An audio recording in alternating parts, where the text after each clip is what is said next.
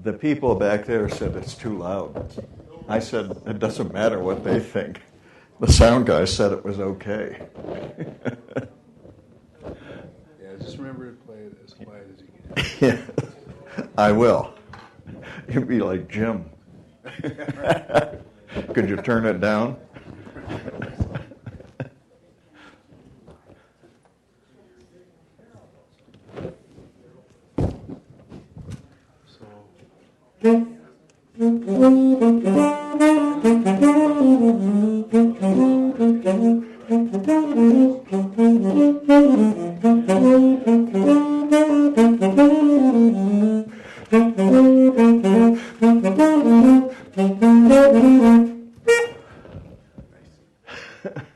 That was your one good shot.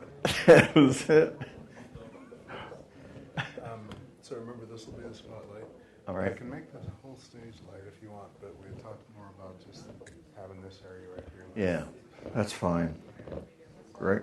Thank you, Renan.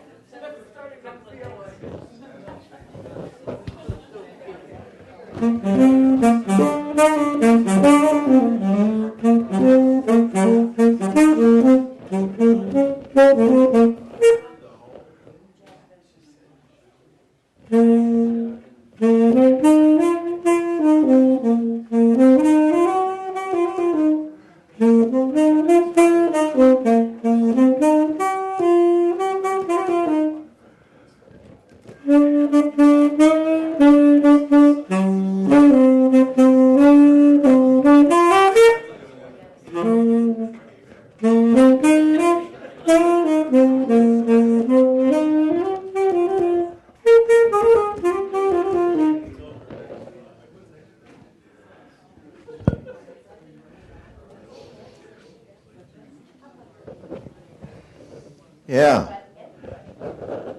These are a section kids' books that I've got. These look pretty awesome. Yeah, they are.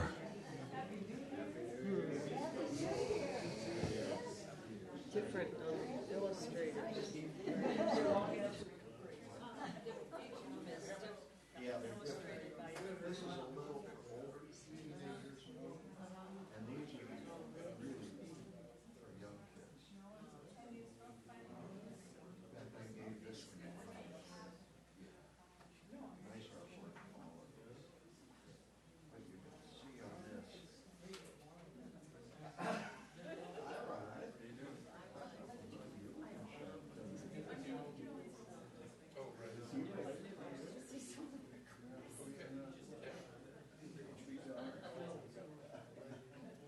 Anyway, so you can see that this is really a picture, but it, it gets kids thinking about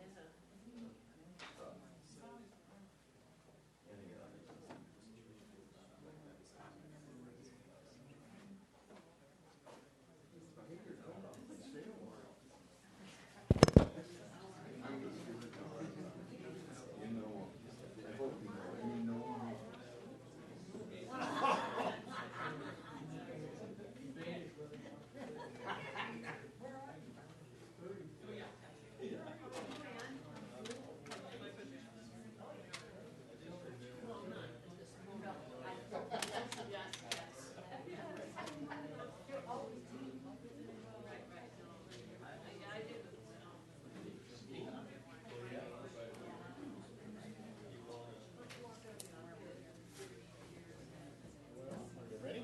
I'm ready. Yeah. Well, good evening, everybody. Thanks for being out on such a cold night. So a little hot jazz for a cold night. Can't go wrong with that. So, does everybody here know Wilbur? Okay. Well, I can introduce him, but I don't really think I need to. And usually people say somebody who needs no introduction, and then they talk for 15 minutes. So, anyway, I'm Kirby Lambert. I'm with the Outreach and Interpretation Program here at the Montana Historical Society, and we are very happy to have Wilbur with us tonight, and I'm just going to let him take it away.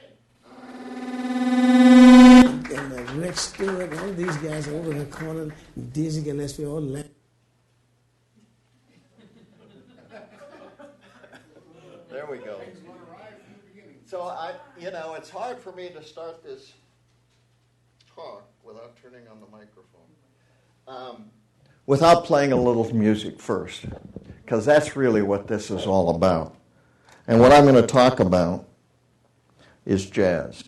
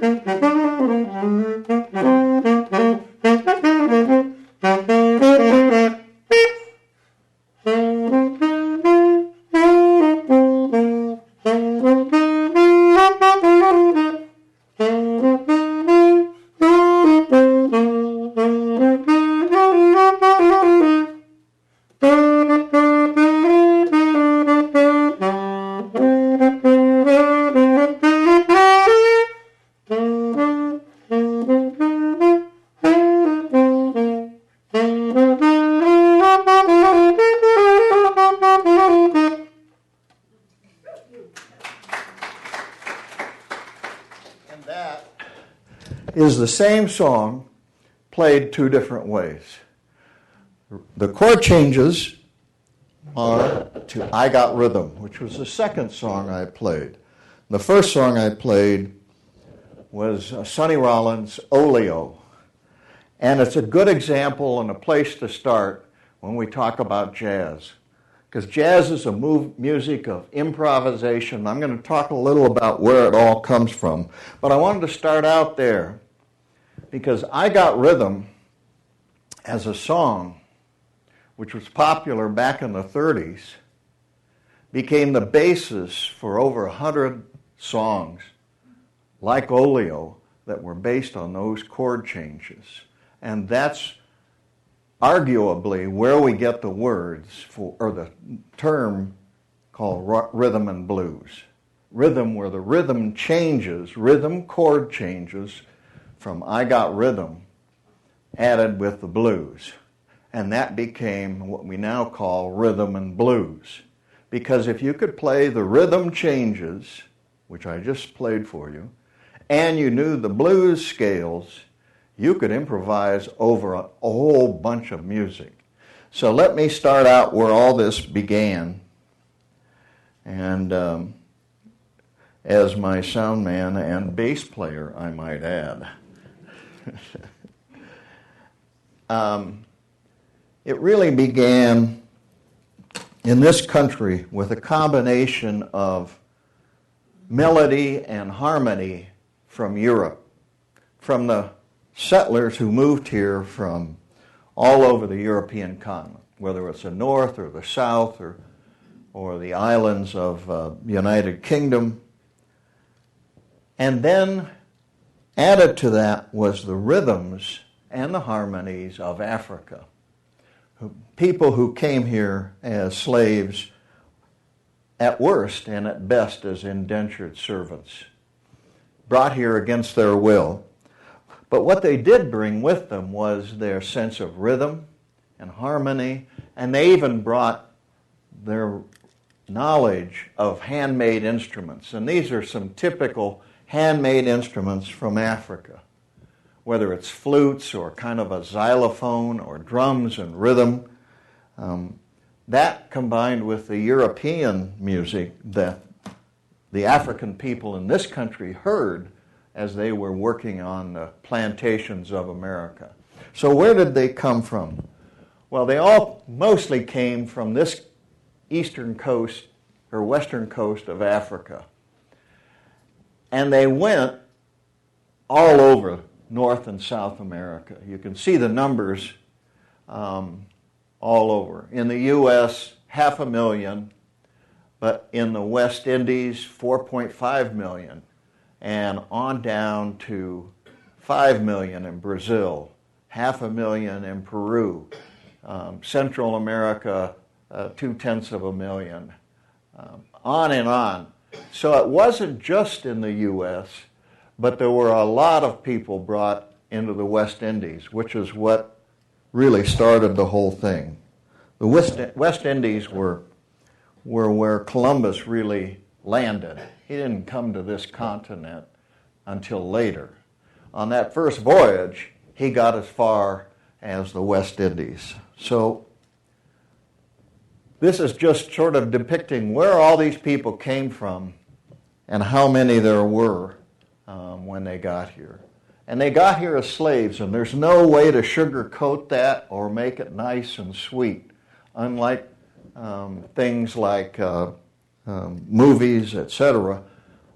This is really what it was like. It was a brutal, terroristic system of subjugation of a whole group of people from Africa, who did the work of building America. And in return, they were treated badly. And the physical brutality wasn't even the worst of it. The worst of it was that slavery separated parents from children, children from sisters and brothers and cousins, because the owner of the African people didn't care. They were treated just like chattel. And they were put to work on the plantations in the South. So what happened as part of that history of slavery in all over the Americas, not just in the U.S., is that there was a huge rebellion. In 1804 in Haiti, the slaves rebelled against the owners and the government, and they took over the government. It was the first successful slave uprising in the Western Hemisphere in 1804. That coincided, as you may recall, with the trip of Lewis and Clark out west. So at the same time when Lewis and Clark negotiated, or Jefferson negotiated the Louisiana Purchase and decided he had to send somebody out to see what the heck it was he bought, that was at the same time in Haiti, they had the first revolution, the first rebellion that was successful of slaves. This is just a quick chart of all the various rebellions of slavery that occurred and when they were or weren't successful. Most of them, in fact, Haiti is the only one that was successful. So, what does that mean for us? It means that New Orleans became central for not only the slave trade, but the mercantile trade. At the same time this was going on, slavery was moving into cotton. It didn't start out of tobacco up in the Carolinas and Virginia. That was the initial push on slavery. But as the industrialization of cotton occurred, when Eli Whitney invented the cotton gin in Britain, the demand for cotton soared. And so slavery became all across this southern part of the U.S. because this land, at the time of slavery up north being Virginia and the Carolinas, this land was still Indian land. And it took an act of President Jackson to move that in 1812. After that war with Britain, that land was all opened up. And those indigenous people, those Indians, were moved either to Oklahoma or they were slaughtered. And they were slaughtered to make room for the planting of all this land for cotton. And that was spurred by the invention of the cotton gin in Britain.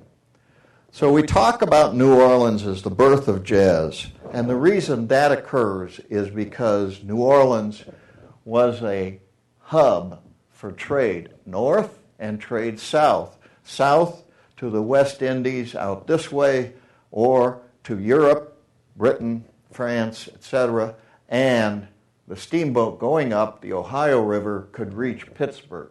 So New Orleans had people from all over the Americas, all over from Europe and from the West Indies, from Mexico. There were reports of a Mexican marching band that did a series of concerts in New Orleans, had a clarinet player in that marching band who started sitting in New Orleans with some local ragtime piano players, etc. And that may have sparked the first cross-pollination between the Latin rhythms of the South and the African rhythms of the slaves, combined with that European music of the North. So that's why when we look at New Orleans, why it's central, this whole development. And originally there were some African drum and fife corps, and I'll play a selection in a minute. This is a fellow, in modern days, this is a photo that was taken about 10 years ago. But those drum and fife bands were, again, using instruments primarily not far removed from what they brought or remembered from their life in Africa. You remember those first slides of the African instruments? They were flutes, xylophones, and drums. So the African American drum and fife groups, which started out in this country, were a direct descendant. Another direct descendant is a banjo. Some for the indigenous African people who were here, it was called a banzas, B-A-N-Z-A-S. And this is a painting done by Henry Ossawa Tanner, who was an African-American painter in 1891. Significant because of the detail and the whole drama of this banjo lesson. Other painters in this time were depicting African Americans in kind of minstrelly settings.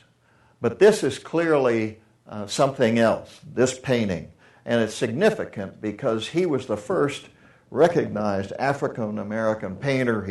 He was accepted in Europe and put in all the big museums, his work. So I'm trying to build this cultural movement of people who were influenced both by Africa and by European culture. So let me play you now. Let me go back and play you some of the early music that came out of this.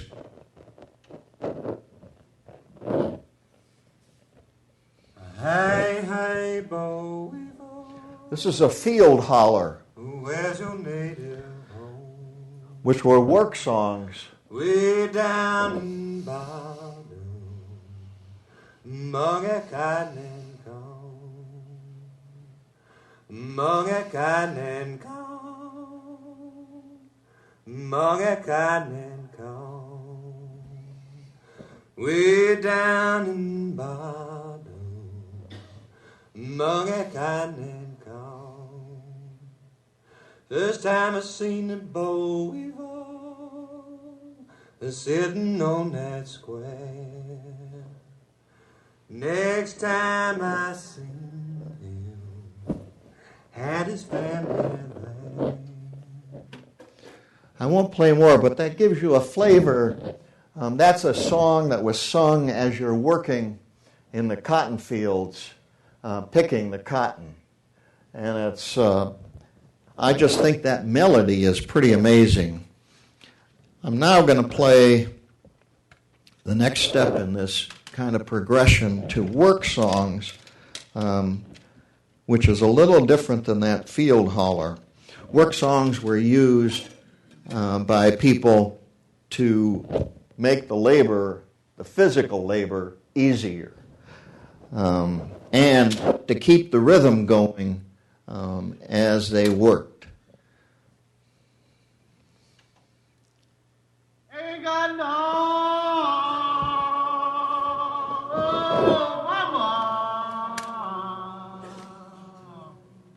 Ain't got long, I ain't got long.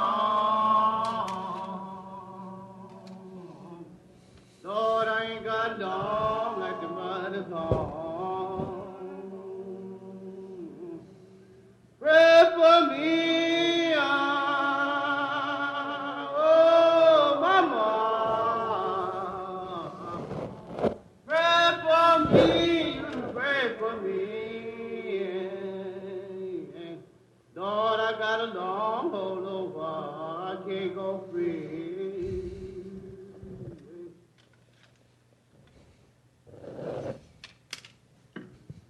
No, no, my Lord, no more, my Lord, Lord, I'll never turn back no more.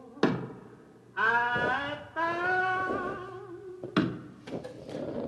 Again, I'm not going to play a long group of those, but you can hear how those could be a great aid if you're bending over constantly trying to fill those sacks with cotton that you're picking. And then I'll bring in the other element at this same period, which are church songs.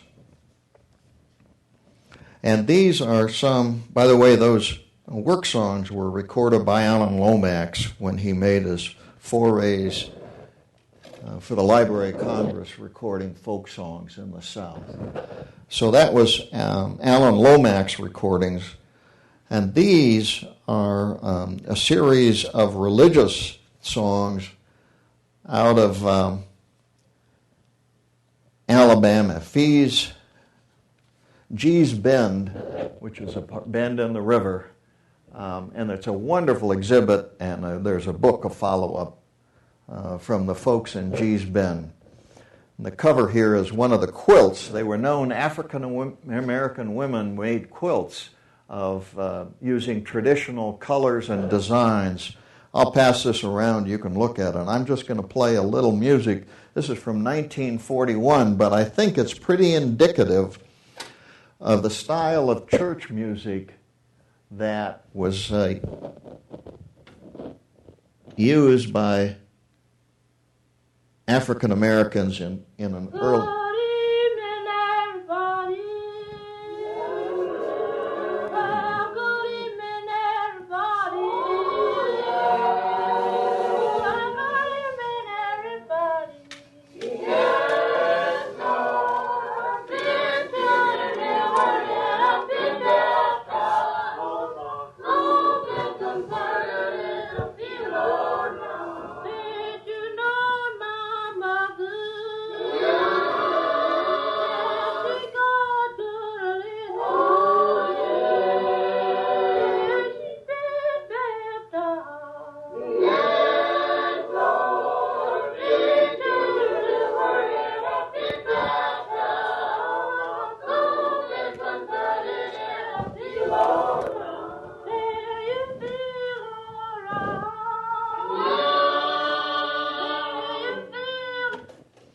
And what we have here that's most interesting is that call and response. You have a leader and you have a response from a chorus. You know, it's classically Greek in the sense of the Greek tragedies. If you've ever gone to a Greek play, whether it's Aristophanes or any of them, you always had a chorus. And that tradition, it wasn't just in Greece or in Europe or in Roman Empire or Greco-Roman Empire. It was all over the world. And it was one of the things that came out of Africa that the Africans who came to this country as slaves combined with their Christian religion that they were learning and were taught on the plantations. So the next step up in this kind of movement is to get to real blues. And I've got a recording here of some early Robert Johnson, who's considered really the originator of blues guitar. And this is a 2 CD set of his recordings, the first recordings really. And I'm going to play a tune of his called Hellhound on Your Trail.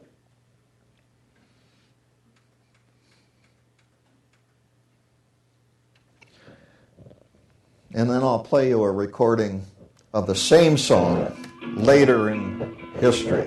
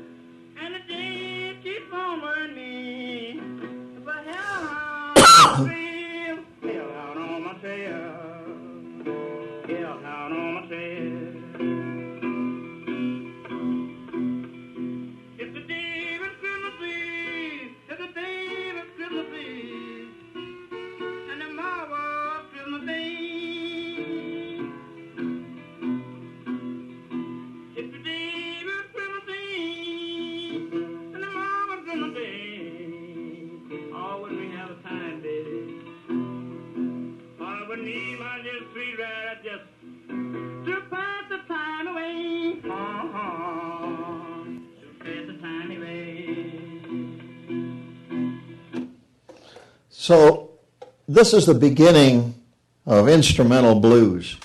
If you remember in that G's Bend music, the church music, there were no instruments. It was all vocal. And the early blues was almost all vocal. Maybe some rhythmic accompaniment, but this is really the first instance of recorded blues with an instrument, a guitar by Robert Johnson. I'm going to play the same song updated by Cassandra Wilson.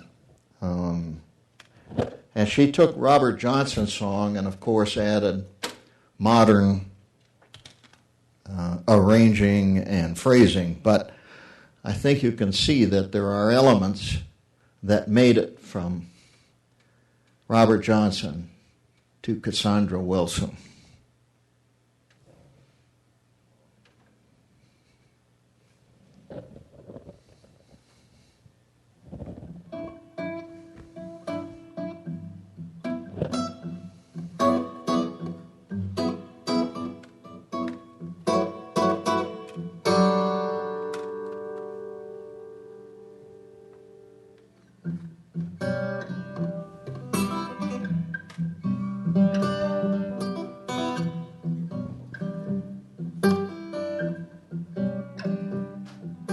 I gotta keep moving, blues falling down like hay.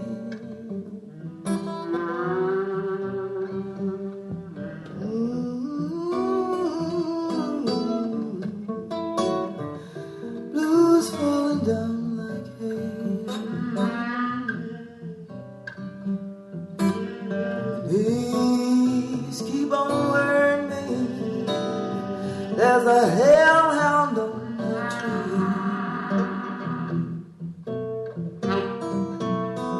Today was Christmas Eve. Tomorrow was Christmas Day. Today was Christmas Eve.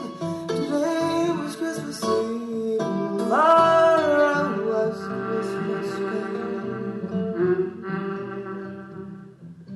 All I need is my sweet rider, just pass the time away.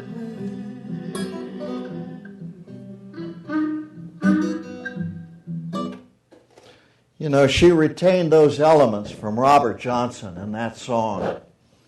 And it's really a wonderful piece of music. So we've been talking mostly about vocal music, right? There's church music, field hollers, work songs, because that's really how this all started. With the rhythm added primarily because of the African background. But the harmonies and the melodies were copies of European harmonies and melodies.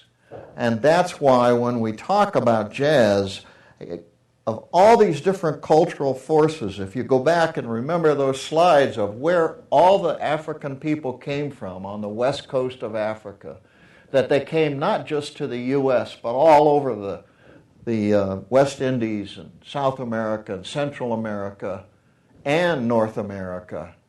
You can see as New Orleans became a center of commerce for this country, the building of capitalism as we know it today, on the backs of African people working as slaves to produce the cotton that was then shipped to Britain and run through the cotton gin that Eli Whitney invented.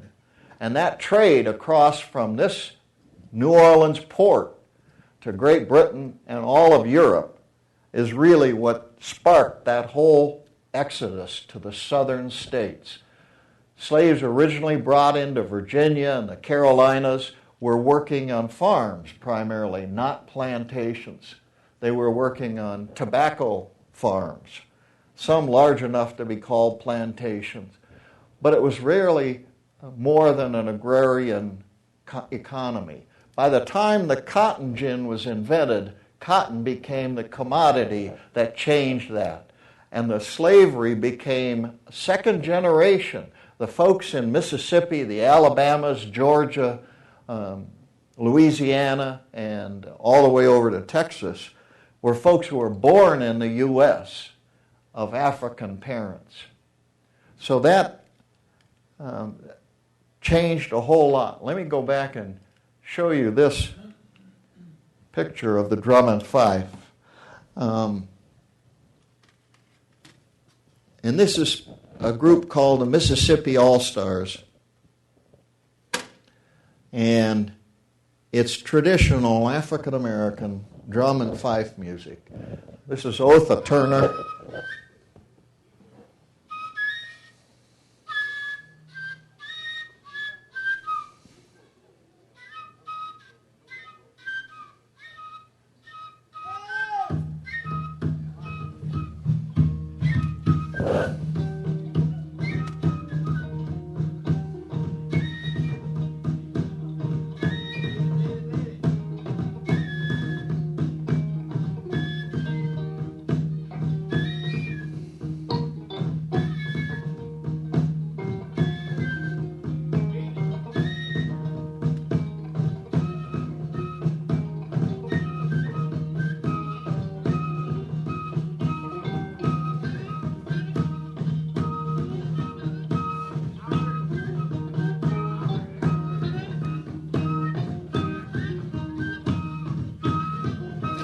This music is essentially a rhythmic fife.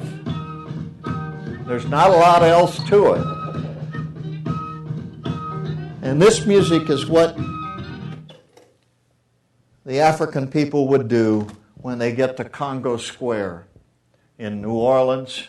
Congo Square was a de facto place where Africans gathered on Sundays because they were allowed one day off and they would go to Congo Square. The drums would come out and rudimentary stringed instruments, whether it was something similar to a banjo or maybe a two-string guitar-like instrument. It was whatever they could make. Remember, they're now still in bondage to their owners.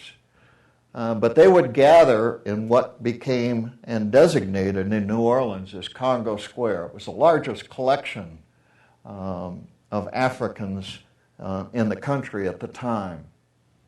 And so when Haiti became the first free African nation in the Western Hemisphere, it sent shockwaves through New Orleans.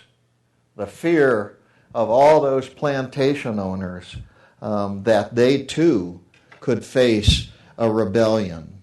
I mean, they weren't stupid. They knew that they were causing great harm by this system of slavery, and that if the chance were given, people would rise up and throw off that yoke. And so then we get to the next step in the progression of this music, and it was ragtime piano. Jelly Roll Morton published this piece of music in, I think it was Jelly Roll Blues, recorded it in 1924. He actually wrote it earlier than that. He claimed to be the inventor of jazz. He was born in 1885 to a French Creole family in New Orleans. He began playing piano in the sporting houses of prostitution in Storyville in New Orleans. And interestingly enough, he began a feud with W.C. Handy, who was known as the king of the blues, over who invented jazz. And they both claimed some authorship of this new form of music. But in either case, he recorded in Richmond, Indiana. And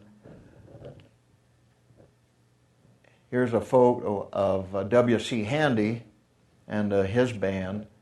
Born in 1873, died in 1958. Handy lived much of his life in the South, but traveled the U.S. in Maharaja's colored minstrel show, going to Cuba and to the West and Northwest. He wrote an autobiography in 1941. He came through Montana at the turn of the century on a stagecoach in a black minstrel show. And let me just show you that.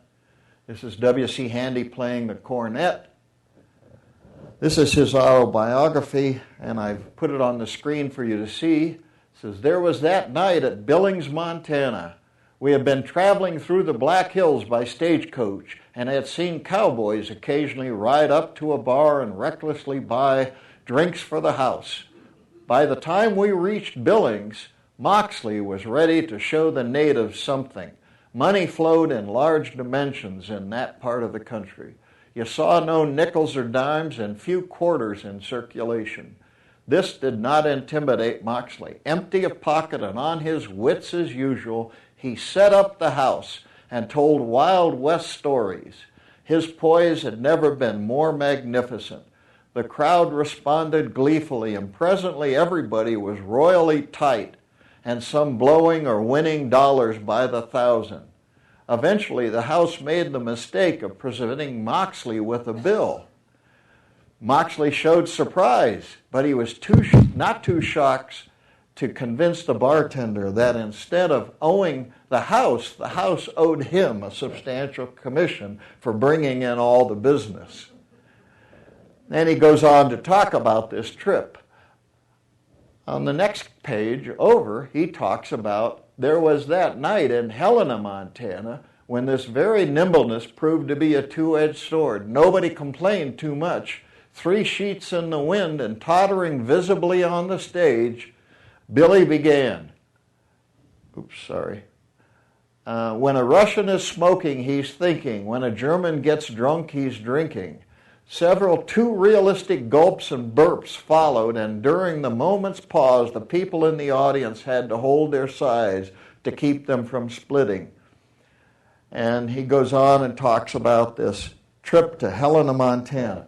So in the very beginning, Montana, that we know today, is heavily influenced by country and western music and rock and roll, was at the beginning when W.C. Handy, at the turn of the century, came through with a minstrel show, had the beginnings of jazz here in Montana. And that's important to remember as we go on. This was a photo from 1910 in Nebraska as another group, this time the Slayton Jubilee Singers, with essentially stringed instruments, 2 guitars, and a banjo, played for essentially an all-white crowd in Nebraska. I don't have a lot of other information on that photo. And we get to really one of the beginning jazz players, Sidney Bechet. And I'm going to play a song he wrote because he was really one of the first to make it big on clarinet and soprano sax. That's a soprano right there, this instrument.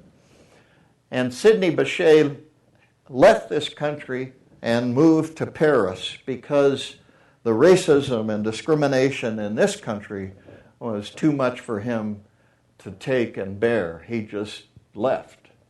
Got a much better reception in Paris. And I'm going to play a song now that Woody Allen put in the film Midnight in Paris. It's called Si tu vois ma mère, which roughly translates means remembrance. If you saw that movie, you might recall this song.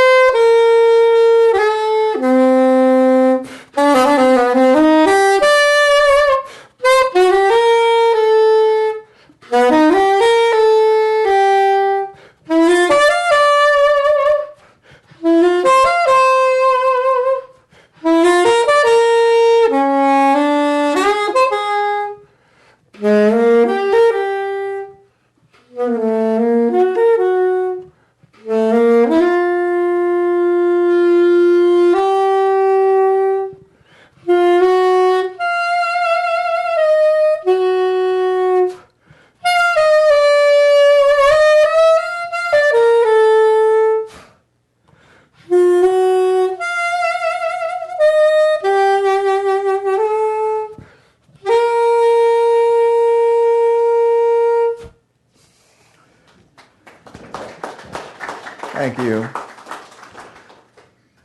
So that's a tune written by Sidney Bechet in the 20s. He lived until 1959. He's credited with being the influence of why John Coltrane later on took up the soprano sax. So let's continue moving here.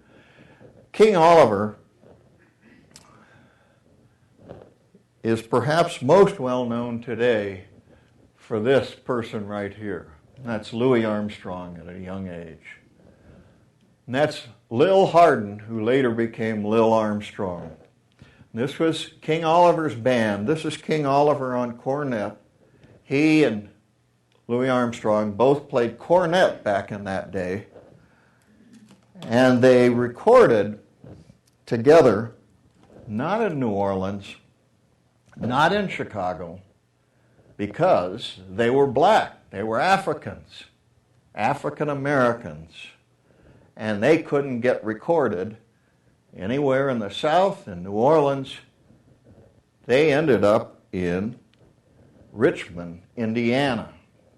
Richmond, Indiana, an unlikely place. Again, the decision for Richmond was made because Gannett Recording, owned by the Star Piano Company, right here, was looking for a way to make money. They weren't selling as many pianos as they wanted. And so they had some equipment, and they had a little recording studio in the back, and they started recording primarily African American artists who couldn't get recorded in Chicago or New Orleans or literally any place else in this country, but in Richmond, Indiana. This is a photo of the Gannett Records recording laboratory, a portable recording laboratory, as you can see here. And they recorded not just King Oliver and Louis Armstrong. They recorded every blues guitarist in the nation back then. They were the only recording studio. The other part that's very important to remember, and I'll play you some of this Louis Armstrong, King Oliver music now. This is recorded, this is a digital version of a recording from Gannett in Richmond, Indiana, of King Oliver's Creole Jazz Band, which included Louis Armstrong and Lil Hardin.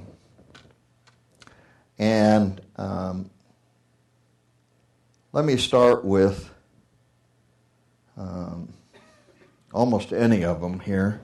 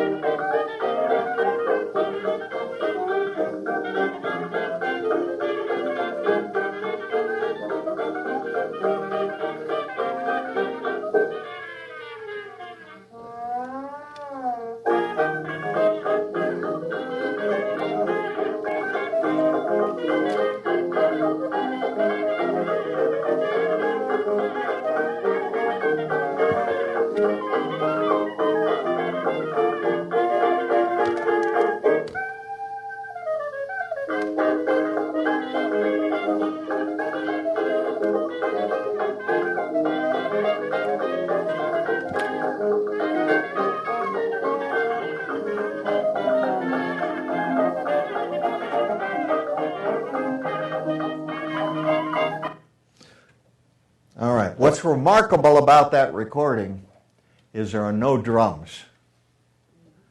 And the reason is because drums would cause the needle, which is recording onto an acetate, would jump. And so they had only the rim of the drum was used. You can hear it, that taka taka taka taka taka taka taka taka. That's the rim shots. No beats on the head, because if they beat on the head, the percussion and the sound would make the needle go like this. If any of you ever had any LPs, you know what happens when you turn the volume up and you had a big bass passage or a big drum passage. The needle bounces. Well, the same thing occurred, so there are no drums, even though the photo shows a drum in the mix. If you listen, there is no drum. All you hear is that chicka chicka chicka chicka chick on the rim of the drum heads. So that's another point, that technology drove this music too. The reason that all these songs ended up being 2 minutes or 2.5 minutes, maybe 3 minutes, is because that's all the space there was on those acetates spinning at 78 RPM. And that's about this much of grooves, if you remember those 78s.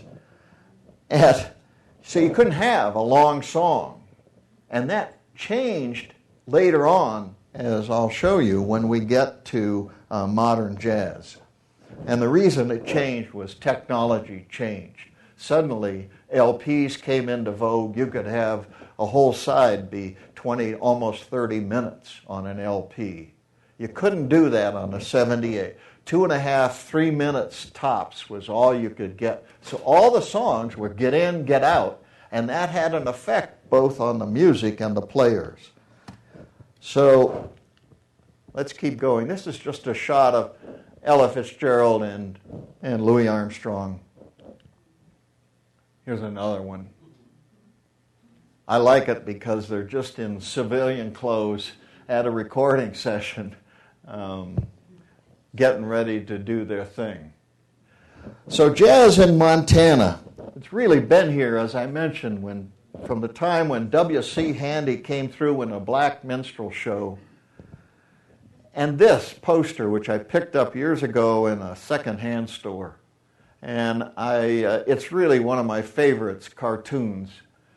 It's 1936 in Landusky, Montana. If you've never been up there, sometime drive through. You don't want to stay too long. There's not much going on. And the water is undrinkable. It's polluted by the silver mine they tried to put in up there, claiming, of course, as they always do, that it's going to be safe and you won't have any problems. Well, it turned out they polluted the groundwater. They still can't drink the water in the wells in Landusky. But be that as it may, in 1936, the president's birthday ball, I had to go online to try to find out what the heck this was. It was a miners and cowpunchers ball for the benefit of paralytic children. There's a baritone sax player, a fiddle player, piano player, and it looks like a guitar bass player right here. And everybody's having a good time dancing and drinking and at this miners and cowpunchers ball. Well, it turns out in 1936, President Roosevelt, who was in fact a paralytic child, he had polio, and that's all that meant. And he declared in 1936 to support research and help for children with polio that every town that could would host a president's ball. And this was in Landusky, Montana in 1936. And they had what I would call a jazz band playing for the miners and cowpunchers ball. So we have a long tradition, starting with people like W.C. Handy and coming on up to modern times. Here's another example. This is the Polson Cowboy Band out on, it may have been Wild Horse Island. It's Idlewild Island. Oh, this is in upstate New York, Deb.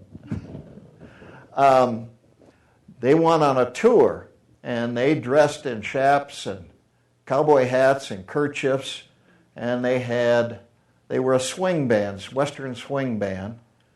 Here they are marching in downtown Polson. I don't have dates on these photos, but they clearly were doing Western swing. They have a tuba player back there, and all kinds of horns, trombones, saxophones, trumpets, cornets, the whole bit.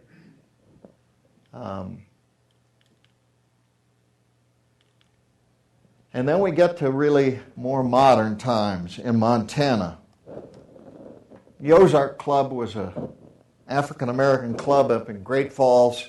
This was the house band who played with any of the great jazz players and big bands when they came through Great Falls.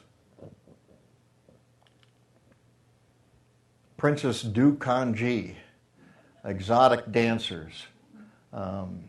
They were also known, besides as a jazz club, as a strip club. It was an association which began when Jelly Roll Morton played in those sporting houses in Storyville, New Orleans. Hear the magnificent singing Myra nightly, new songs and routines at the Ozark Club. And unfortunately, in 1962, the Ozark Club burned down under questionable circumstances. It was never reopened. The owners decided it wasn't worth the trouble to reopen it. But Great Falls had quite a music scene in the late 40s and 50s, and the Ozark was a central part of that. In 1953, Stan Kenton brought his band and Errol Garner, Dizzy Gillespie, Charlie Parker, June Christie, and Lee Konitz on a tour to Bozeman, Montana. That's in 1953. And I got this brochure because my good friends and fellow musicians Blackie and Isabel Nelson went to this concert.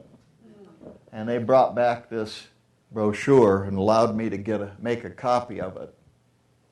Charlie Parker in Bozeman, Montana in 1953. Dizzy Gillespie, June Christie, and a very young Errol Garner over here, and Lee Konitz here. Konitz was probably about 20 years old at the time. So we've had all those people here in the 50s. In addition, Duke Ellington, one of the premier composers of jazz, played a dance for Carroll College. 1954, this is from the IR, the public may hear Duke Ellington at Carroll Dance. It was the spring prom. Carroll couldn't afford to foot the full bill for the Duke Ellington Orchestra, so they opened it up to the public so they could sell a few more tickets to pay the band. And this is a story about that time.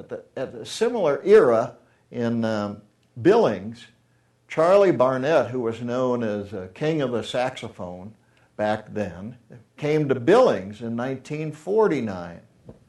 And so all the way through our history in Montana, we've seen jazz players coming. Ellington played in Butte as late as 1965 at Columbia Gardens. They played in Billings the same year. And they played at the College of Great Falls in 65. And Duke Ellington signed a grand piano at the College of Great Falls inside the grand, signed the lid. And my understanding is from Tom Katinsky, a reporter for the Great Falls Tribune, that signature is still up there on that piano. This is a shot of Duke Ellington, Billy Strayhorn, and Danny Kaye working on a show together. Not to be outdone, and I've shown you a lot of men were women singers. This is Alberta Hunter. Alberta Hunter was born in 1895, and she started singing early on. She was really quite beautiful. This is a shot from her early career when she was considered something else as a singer. In fact, on that recording of the band with Louis Armstrong that I played for you, she sings a song on there. So she was recording and singing early on in her career.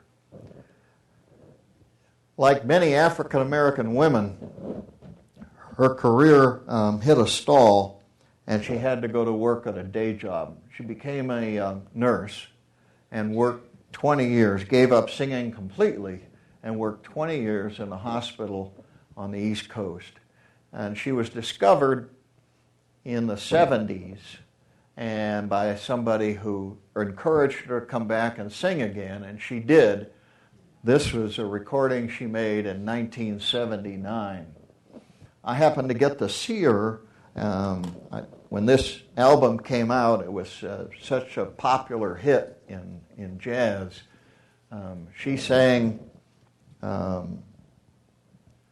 blues songs, novelty songs. She sang everything. She was just a wonderful singer. And she played, when I saw her, with a trio of piano and bass and drums. And her voice, and she was just a magnificent singer. Another woman who was a true jazz improviser was Betty Carter. As a vocalist, and she just passed away a few years ago, she would bring in young men players, piano players, bass, drums, whatever, and sort of tutor them in jazz. And they became her backup band. And she brought many, many young players into the scene. She's one of those sort of inspirational. Another one is Mary Lou Williams. Mary Lou Williams was a jazz pianist, and she did arrangements for everybody. And here's the list you can see up here. She arranged for Duke Ellington, Benny Goodman, Thelonious Monk, Charlie Parker, Miles Davis, Tad Dameron, Dizzy Gillespie, and many others. She recorded on hundreds of records. She was an incredible piano player. This is a photo of her at a younger age playing piano.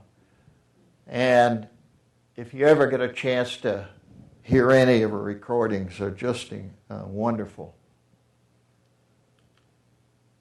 And we get to Count Basie. Count Basie was from Red Bank, New Jersey originally. He came west, and west back in the 30s meant Kansas City. Kansas City was a hub for railroads shipping livestock to the east, to Chicago, and then on beyond. And it became, because all the rails from the west, whether it was Los Angeles or San Francisco, Reno or Las Vegas, all those lines, most of them ended up going to Kansas City. If they came south from LA, they went across New Mexico, following Route 66. Count Basie started his music career in Kansas City. Coleman Hawkins played tenor sax in his band, and he was followed on tenor sax and Basie's band by this guy, Lester Young, who really gained fame first playing in Basie's band and then playing as backup for Billie Holiday. Billie Holiday is one of the more unique voices in the history of jazz and music in general. She didn't so much improvise on her songs as it was her emotion and inflection and how she sang the songs. People like Ella Fitzgerald or Sarah Vaughan and others improvised. They scatted, they called it. They tried to imitate the sounds of improvising saxophones and trumpets and horns. Billie Holiday didn't do that. She sang just the lyrics, but it was the power and emotion that she got into that music that made her mark. Lester Young did a lot of recordings as her backup. There's a wonderful video out called All That Jazz that features a film with Billie Holiday singing and Lester Young backing her up. He gave her the nickname Lady Day, and she nicknamed him Prez, for the president of the tenor sax. Then we get up to an era that I remember. I got to see Paul Desmond when I was in college. In the early 60s, mid-60s, the Dave Brubeck Quartet toured colleges. That's how they made their name. They went all across the U.S. In fact, the first LP that they put out was called Jazz Goes to College. And the group featured Paul Desmond on alto sax. And he was most well known for a song he composed, and I'll play it for you now, that became the biggest jazz single hit in history. And it was called Take Five. And he wrote this song, and I'll play it, and then I'll show you a little more on Paul Desmond.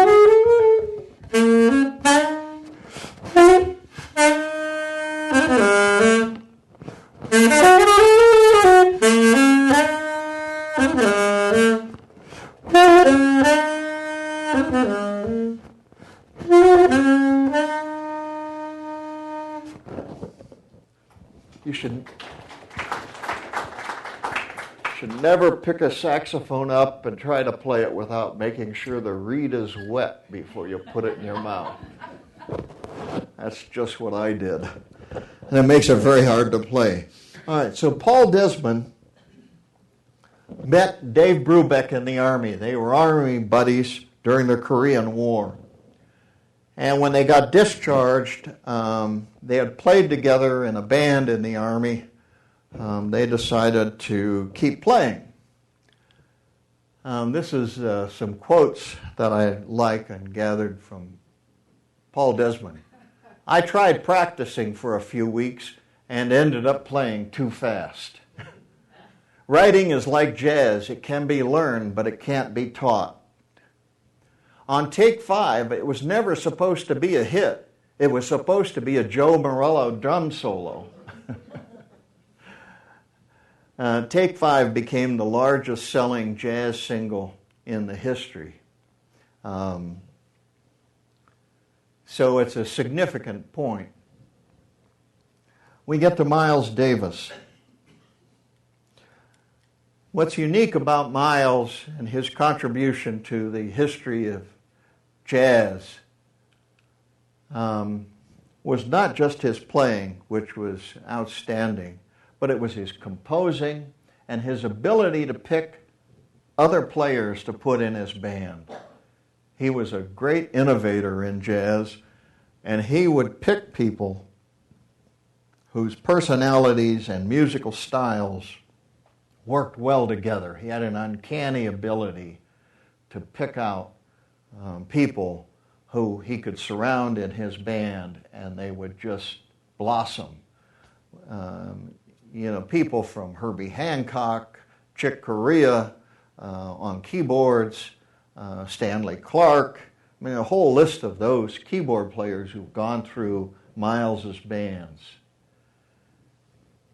In addition, you had Wayne Shorter on soprano saxophone. He also had John Coltrane. Cannonball Adderley were both in his bands. He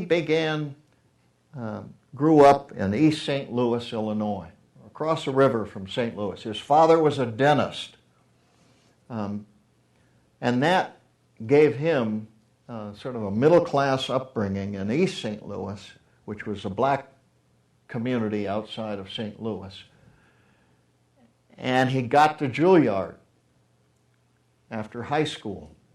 He showed so much promise and musical ability, parents sent him to New York City to Juilliard. And he was there less than a year when he said, "This isn't what I need. What I need is uptown. What I need is in Harlem." And so he went up and he started jamming with Charlie Parker and recorded on early Charlie Parker records. Miles Davis was about probably 19 or 20 at that point, and he's recording with Charlie Parker on those early records. I'd like to play you now a later day, and it'll show you what I think is part of his ability to recognize musical ideas and trends and give them his stamp of approval, and they became standards. So let me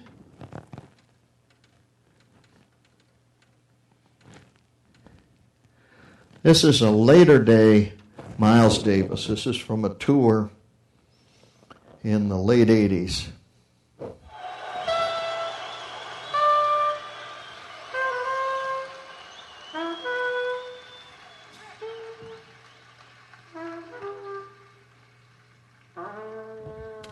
(1989) in Chicago.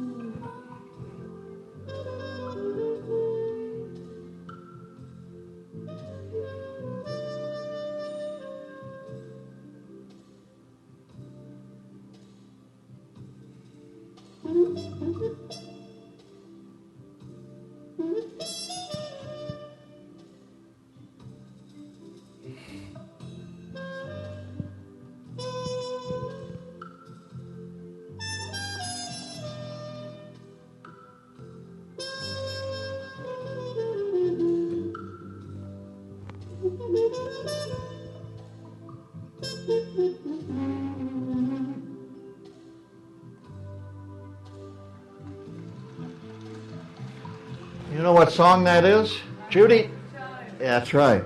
It's a Cyndi Lauper song that he took and made his own with this instrumental version. He's layered all kinds of synthesizers in the background on this piece.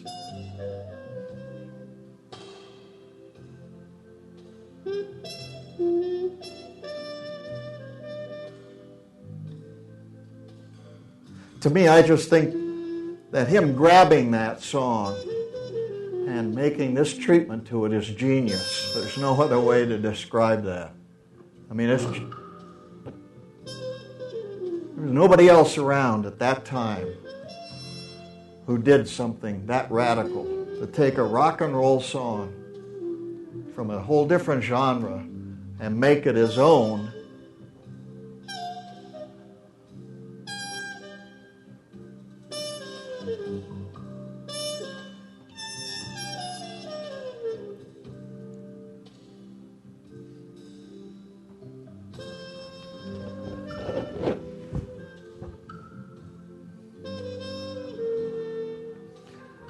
You know, at this point in the world of jazz, nobody else was using electronics this way.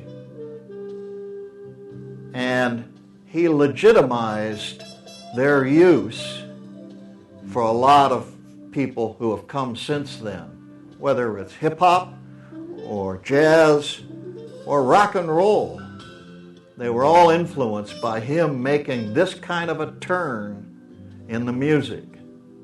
And that's one of the things that he had that ability to do, was to find that slot and move into it that nobody else had even thought about doing. I mean, if you remember back in the 70s and 80s, there was a big divide, at least in the jazz world and much of the rest of the world, between different kinds of music. And he'd reached across genres and styles and instruments and said, oh, I can use that. I can make that something. Whether it was an electric keyboard, an electric drum, which is what he was using there, or whatever. Let me give you one other example of his unique ability as a musician and as a cultural figure to appropriate from other places and make his own and make it popular. He, in the jazz world, introduced what's called modal playing. And I'm not going to get heavy into theory here, so don't panic. But in the world in which Miles Davis was living back in the 50s. We'd just come through in music the frenetic playing of the beboppers out of New York, etc. Charlie Parker, Dizzy Gillespie, they played lots of notes very fast, often in unison, much to the amazement of their fellow musicians and the audience. And they were good at that. And they changed playing from swing, which was pretty easy, kind of laid back compared to the beboppers. But they were the beboppers came along as a rebellion against the status quo, primarily, again, the racial divide in this country between blacks and whites, people of African versus European background. The beboppers were protesting that. And they wanted to make their music uptown, where Miles Davis, when in 19, wanted to go study. He didn't want to study downtown at Juilliard. That didn't offer him what he thought he needed. And so he went uptown and got his education from Charlie Parker and Dizzy Gillespie. And then he did that for a while. He did that actually up until the mid-50s. Played that same style of music. He was very good at it. Became fairly popular back in the 50s. And then he decided, he heard another call, let's say. It came to him somehow that he could change music. He was tired of playing that kind of music. And so he came up with what's called modal playing. I'm going to play the riffs from a song he wrote called So What? I'm going to wet the reed, and I'm going to play a few notes before I try to jump in and play a song, because I almost killed my lip on that last one.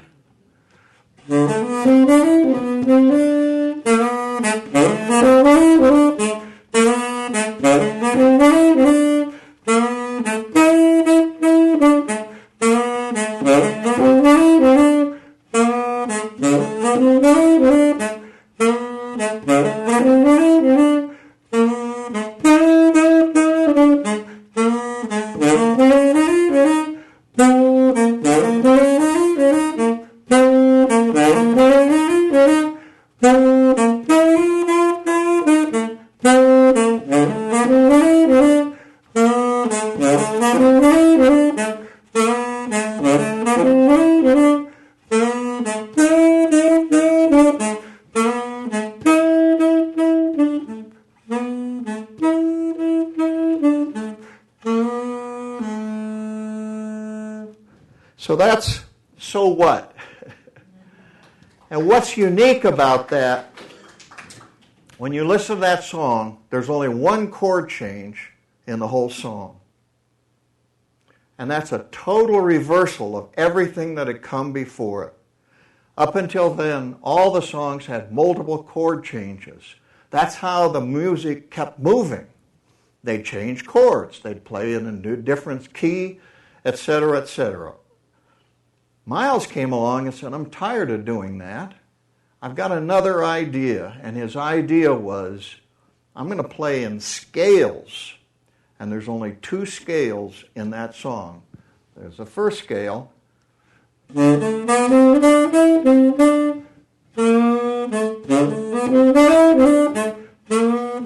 there's the second scale.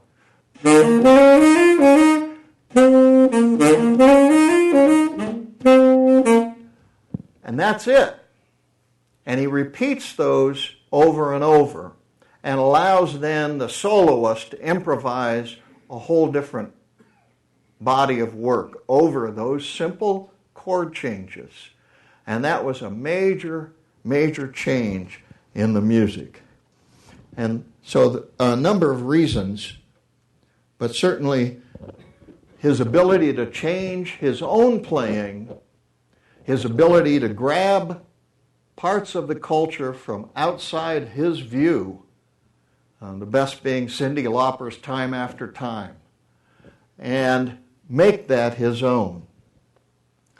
And he really began this shift away from chord changes to modal, playing in a scale. And it's a challenge as an improviser, because it's kind of a crutch once you start playing in modes to go back to waiting for the chord changes to give you the impetus to move forward. The forward momentum of a song seems kind of trite after you leave it. At the time, it's a challenge to play all those changes. But once you leave those changes and you start playing like Miles in the modes of a scale, using one scale to improve, the challenge is how do you make that creative? You can't just change chords. You're stuck there. And you've got to do that for 8 bars, 16 bars, or 32 bar measures, I should say, in a song. And so the challenge from Miles was to make music in new ways and to find people to play that music who were not strictly out of the same traditions.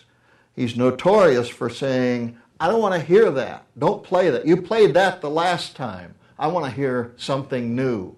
I want to hear something different. Don't play that same crap over and over, although he used different expletives. He was notorious for that. So we're almost at the period where we're up to people like Dexter Gordon, another son of a dentist from Southern California, played tenor sax, and starred in the movie Round Midnight, which came out about 20 years ago. Great, great film. You can get it on DVD and probably stream it from any one of a number of sources. It's real musicians playing real music. Had Herbie Hancock on piano, Dexter on tenor sax. The list is just a wonderful movie. Chet Baker on the West Coast, a tragic player, as so many of the young jazz players were. You can see it in the lines in his face. I mean, this is later in life. He had a very hard life. He was a heroin addict, and he got in prison for that, for possession. He got out of prison and drifted back to drugs pretty quickly and owed his dealer money, and his dealer beat him up and broke his jaw and broke all his teeth out. He couldn't play. And he had to relearn to play with a rewired jaw and false teeth, which is not easy. You're playing a trumpet where you've got to use your jaw, your lips, the structure of your face to make the horn work. He did it, but he was never able to really kick the habit. He had the sweetest voice, too, for singing ballads. He had a very soft voice. There's a wonderful documentary that came out about him called Let's Get Lost. He was very popular in the late 50s and the early 60s, in between his bouts with drugs. John Coltrane, another giant in this music, played tenor sax. He also played soprano when, as I mentioned earlier, took up the soprano after hearing Sidney Bechet. I'm running close to time, Kirby has given me, so I'm going to...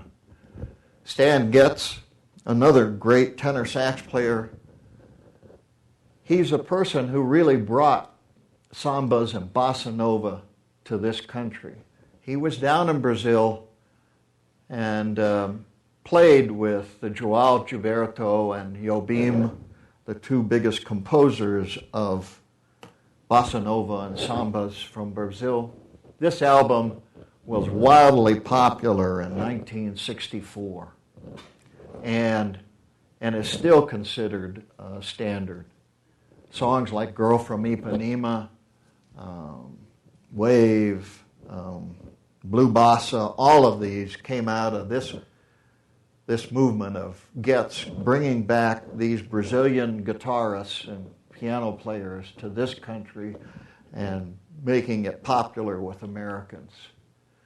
And it's really my hero, and I only included this for that reason. Sonny Rollins was a giant of tenor sax. He's still alive today.